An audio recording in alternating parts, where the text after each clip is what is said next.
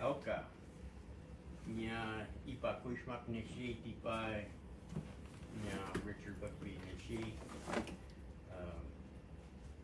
Hello, I'm Richard Bugbee, and I'm gonna talk to you about some Kumeyaay material culture here. Last time I was here, I was talking about plants, and these are some things that we use to for the Kumeyaay material culture that we use to that are made out of plants.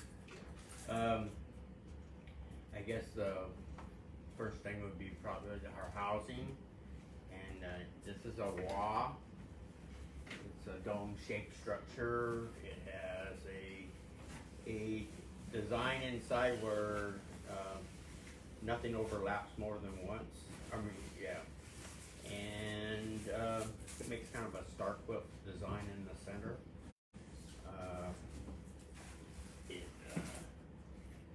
It's normally made out with a willow frame, and the thatching, if it's a more permanent house, would be out of Thule, and the willow would be Halasi, and the Thule would be a sook.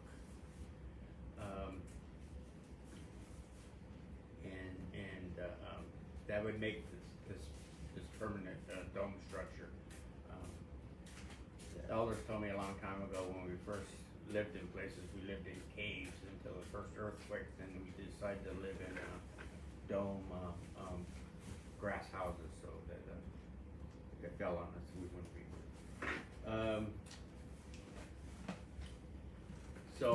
Some of the other things made out of, so this would be a wah. Some of the other things we made out of Thule were boats, or hakwayo. Hakwayo means it goes through the water. These are bundles of Thules. Usually 3 big bundles, and then 2 bundles for the gunnels or the rails that pulled up on both ends, and they were used both in rivers and lakes, but also they were constructed with willow cores to go into the ocean. And there's records of Kumeyaay people hunting whales out in the open ocean, and I guess pretty sturdy boats. And also we made baskets out of Thule, especially egg collectors. Makes it a soft, pliable basket. You can make a mat from Thule too. It's probably what we laid on for our bedding. These houses too were not, these walls were not something we lived in. There is something that we slept in. And the doorway would be arranged primarily away from the wind. So it acted like so the wind wouldn't constantly blow through the doorway. Also, when it was, it could be thatched with willow for shade and shelter, but that's more of a summer house. When the winter house, you thatch it with the Thule, and what happens in the Thule is in the winter time it swells up and becomes solid, and it becomes an insulator, and it doesn't allow the heat to escape. And then in the summertime, the Thule dries up and it gets thinner, and it allows the breeze to blow through it and through the wall, through the gaps, but it still retains a little bit of moisture, and it acts like a swamp cooler.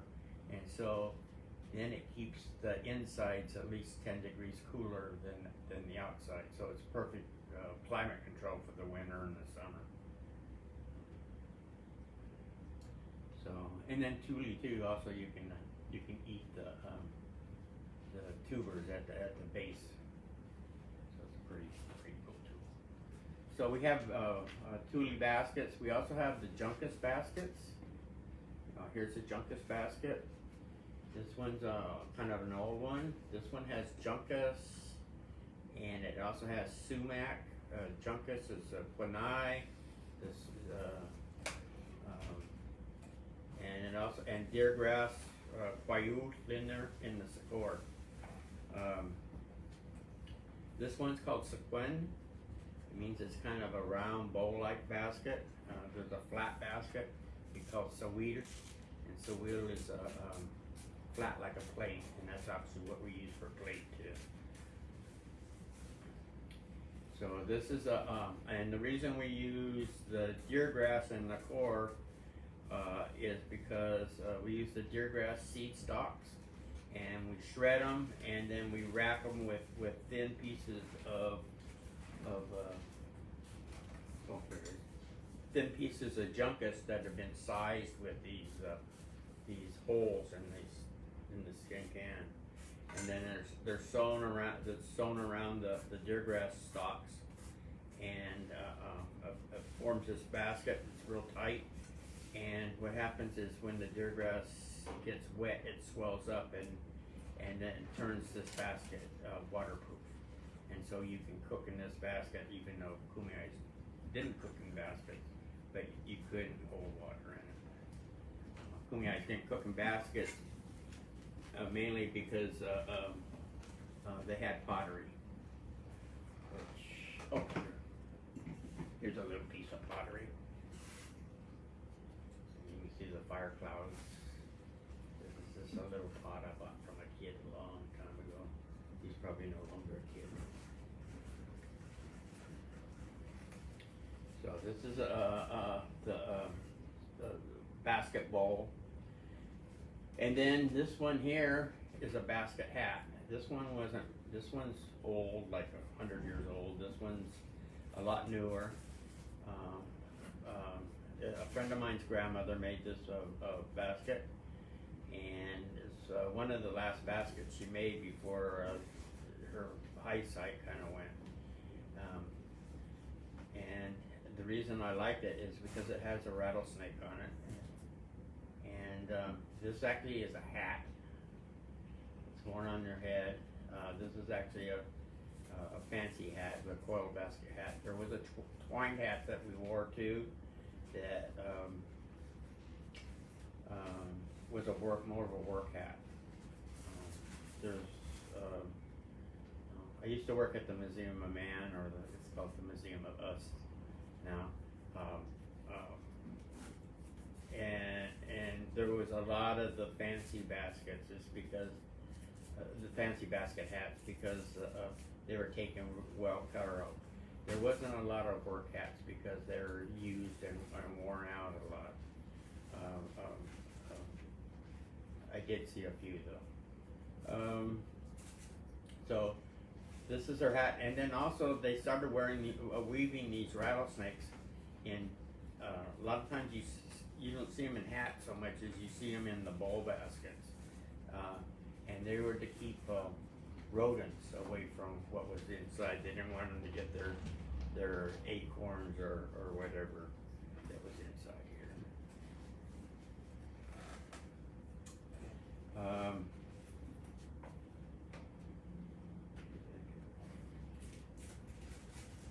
A third kind of basket we have is one made out of the willow boughs. It's made out of the leaves and the stems from the branches. And you can see that they're kind of sewn together, and they were actually to keep the different what likes to eat the acorns doesn't like the willow. So these baskets were actually made gigantic, where I could fit inside. They were as far as I could spread my arms, and tall, and they were like set on platforms right off the ground, so where you can store a year's worth of acorns in there. Like this is a black oak acorn, and this one's a live oak acorn.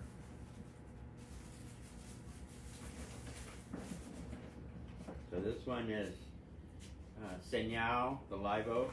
This one is Kupak, the black oak. And this one's Semtai, the canyon oak. The first two we eat, especially the back oak is the one's special. We go to the mountains. The Semtai, we don't really eat this one because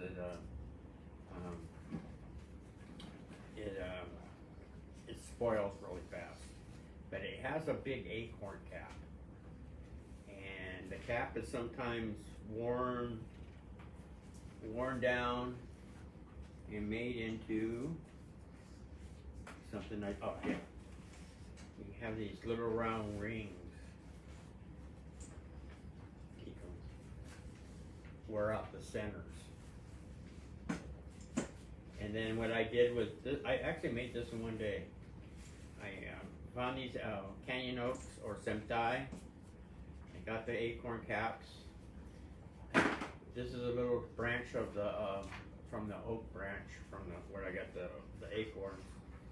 And then this string here is a piece of dog bane that I found growing, and it was just a piece of stick, and I pulled the bark off and twisted the bark into the string, and then I got this. Wow, I got this toy that I actually got one of them. Anyway, so this is a game. In the old days, we didn't have a Toys R Us, so you had to know how to make your own toys, and this was one of them. A ring and pin game. It's made with an oak, a Semtai oak, with canyon oak, and a piece of dog bane string. And dog bane is a plant that's really closely related to milkweed. So here you had your hats, and then you had your dress. This is a little willow bark skirt. It's actually for a child, and it's made from the inner soft willow bark, and it actually comes from the Museum of Man or Museum of Us. I found it down by the lithics with the stone tools, sitting in a barrel, and I got the museum to give some Kumeyaay ladies some willow bark to make their skirts. In exchange, they made little skirts for the children, and that way the kids could go to the museum and they could try on genuine Kumeyaay skirts that were actually made by Kumeyays, and then in return the Kumeyaay ladies got skirts to go out and sing and dance in, and it was a pretty good deal. And this willow bark is from 1915, so it's 105 years old at least. So see, it holds up pretty good. The other part of your clothing, women wore skirts, a skirt in the front and a skirt in the back, and their hats, and a lot of shell jewelry. Men, they wore a string sometimes. That's it, just something to carry their rabbit sticks and stuff, which I didn't put out.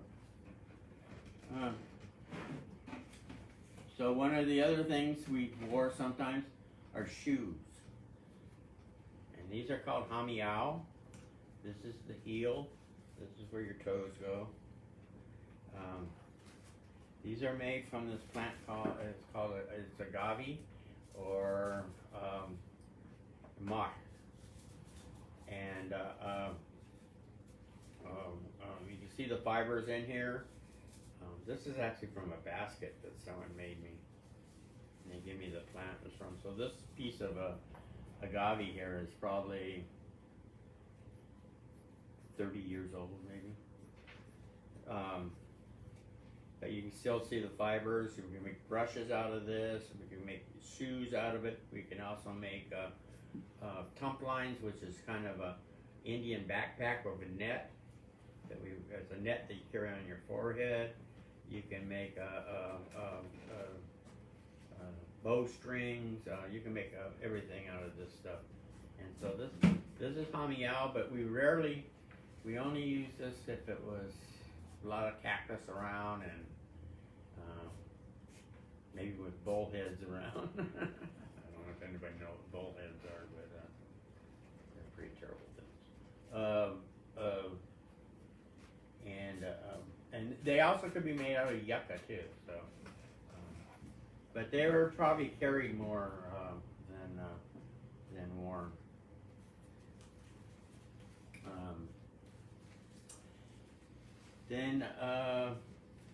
Talk about games. Some of the other games we have this game called Pashuk, and there's these 4 split half stems, and then they split them in half, and you paint on the insides of them, and then you hold them and drop them on a rock, and you count nothing, and then you play this game. It goes around and around. So this is a game of Pashuk, and it's really a good game nowadays to teach young children how to count and how to say right and left and a bunch of other cool things. So it's still used. It's called Pashuk. And then sometimes we use, like I said, we made the clay pots. But sometimes kids would make clay animals like this bear, and then girls would make clay dolls, and then maybe make Play-Doh board for it, and boys would play hunting, and girls would play house, and they learn about life.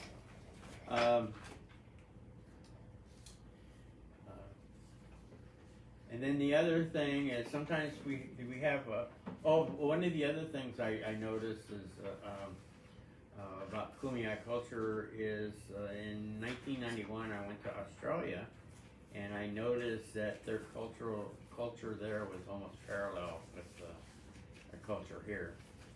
One of the things is the women wore plant fiber skirts almost just like this. They use digging sticks exactly like ours, pointed end, flat end on the digging sticks. The men wore body paint, so there was a lot of similarities. And one of the other similarities was the use of a bull roar, where we spun the stick around and it made a roaring noise, and it was in both places it was to call people together. And I don't remember if anybody's seen that movie Crocodile Dundee, and where he takes the bull roar and he spins it and his Aboriginal friends come by. Well, this is a bull roar too. I actually used to call people. It's been hit on University Avenue a couple times and banged up. What it was I took the artifact at the museum and copied it onto a piece of wood I had and duplicated it. The same with these Pashuk pieces. I duplicated the design from the original, and so this it makes a cool sound, but not in here. And it's used for the same purpose. The other thing is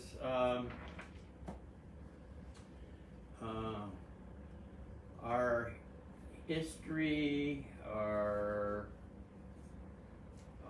who we are, and everything. With all the tribes in Southern California are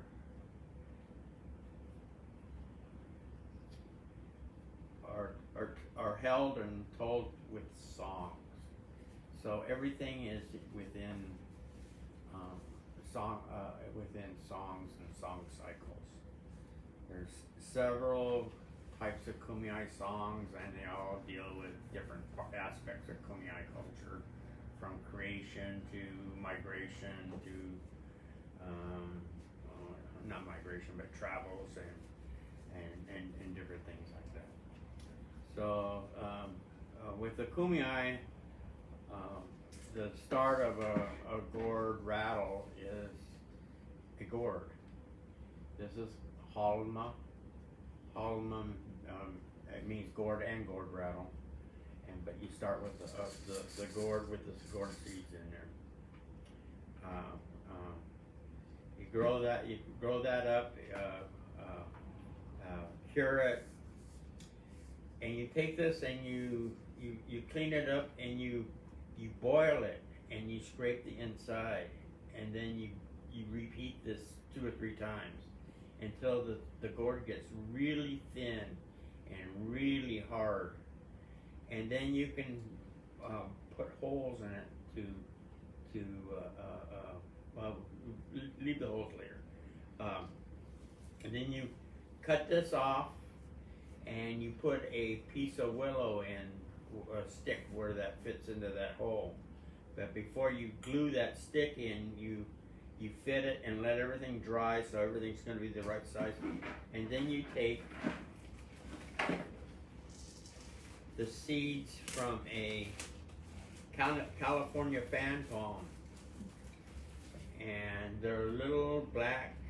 They're actually a date, but they have a really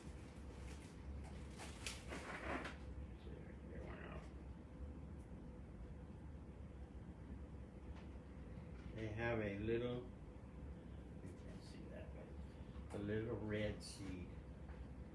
And these are the seeds of the noisemakers. They're a really hard red seed. And then these part that you pulled off, this date part, you don't even have to clean that up. You just throw it on the ground and the ants come by and clean it up for you. But I won't do that here. Because I usually do this outside. And so those are the noisemakers. So the songs, like I say, are our history book. So this is a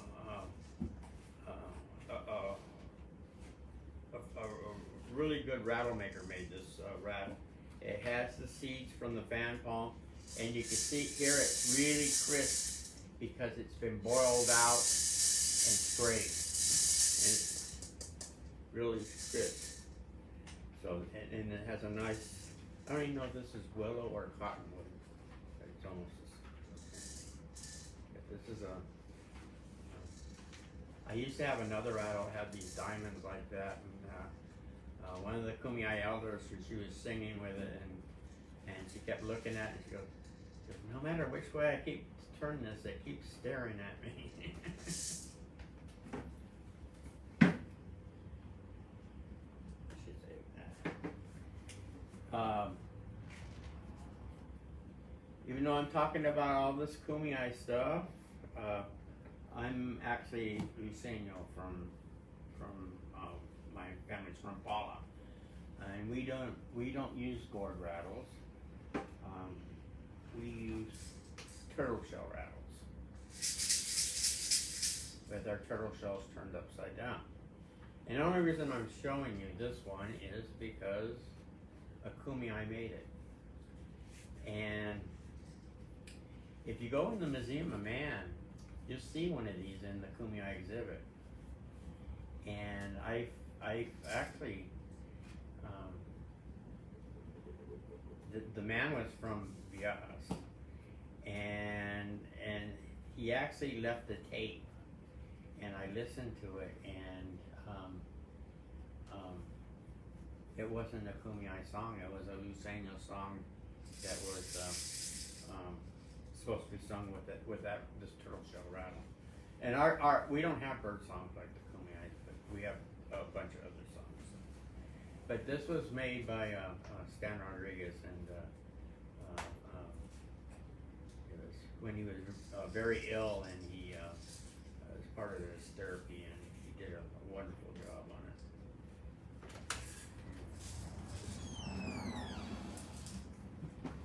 So there's been actually a resurgence, especially with gourd rattle making, because there's been a resurgence in singing and culture. And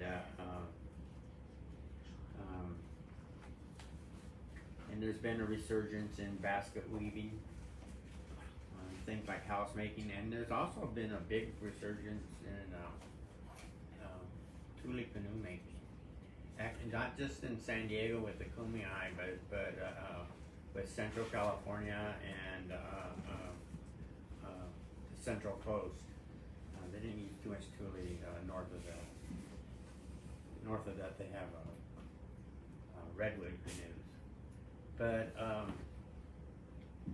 one time in Marin County, I made a Thule canoe, and they brought down a redwood canoe, and we had a dawn ceremony, a water ceremony, and then we kind of had a little canoe race, and this Thule canoe kind of ran circles around the redwood canoe. So I'm sure the redwood canoe was stronger, but ours was faster.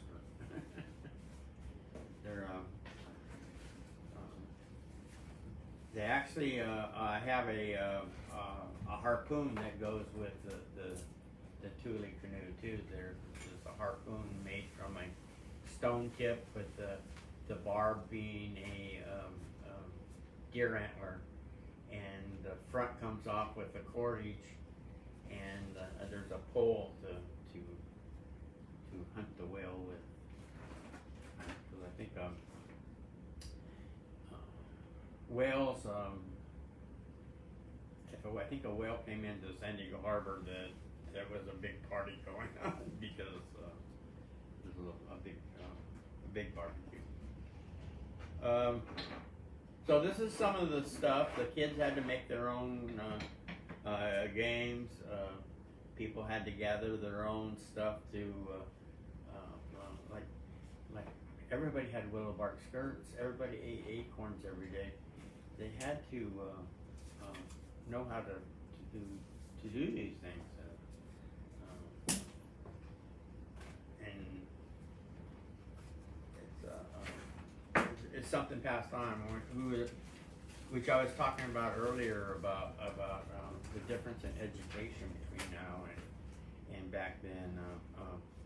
Right now, kids are educated through your parents and through your teachers, and back then, you actually weren't educated so much through your parents. You were educated through your grandparents.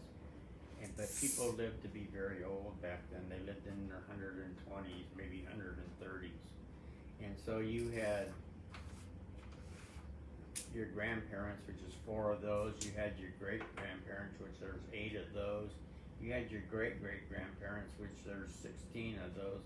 And you probably had your great-great-great-grandparents, which there's 32 of those. So you had like 30 or 40 teachers for every child instead of every teacher having 30 or 40 children. So the amount of education and knowledge passed on was just, it's whatever you could hold in your head, you could have that knowledge. It was just passed down like that. So it's too bad we can't be educated that way again.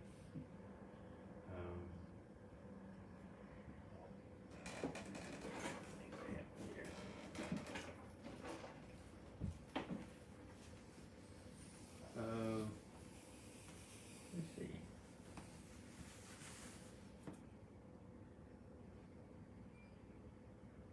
Well,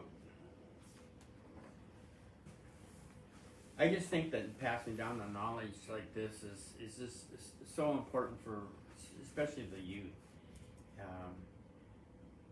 Not just this material color stuff so much, but especially the language. And when the youth starts learning the language for all these things, and they tend to identify with that. And when they identify with that, they take it in more. I think that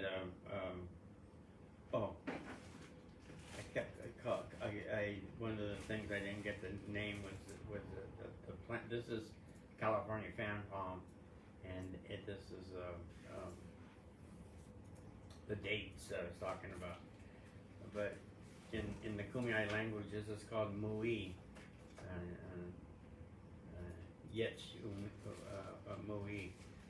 Mui means the bighorn sheep tree, and because it grows out in the desert.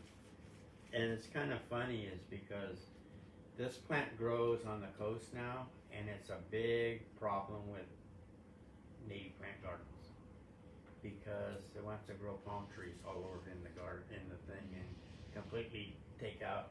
It's become invasive on the coast, even though it's from here. It's from the desert, and I can't imagine that we've had these in our rattles for tens of thousands of years, taking them from the desert to the coast, laying them on the rattle, and they never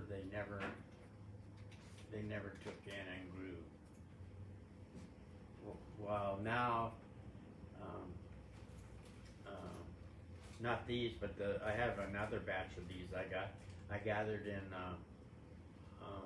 Waikiki Beach in Hawaii, and I go, wow, this is the California band palms, and so why would they start being invasive just because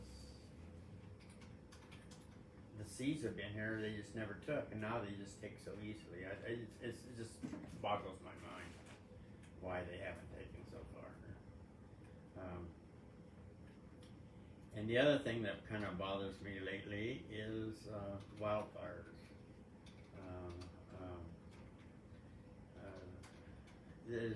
I was talking to somebody from Northern California that works with fires, and he's a PhD, and he's a pyrogeographer or something like that. I forget what he is. Anyway, he works on fires, and one of the things I say that will really help with wildfires is if we take where wildfires have already happened and burn those areas before they get to the point where they need to be, and just keep constantly burning. What I call it is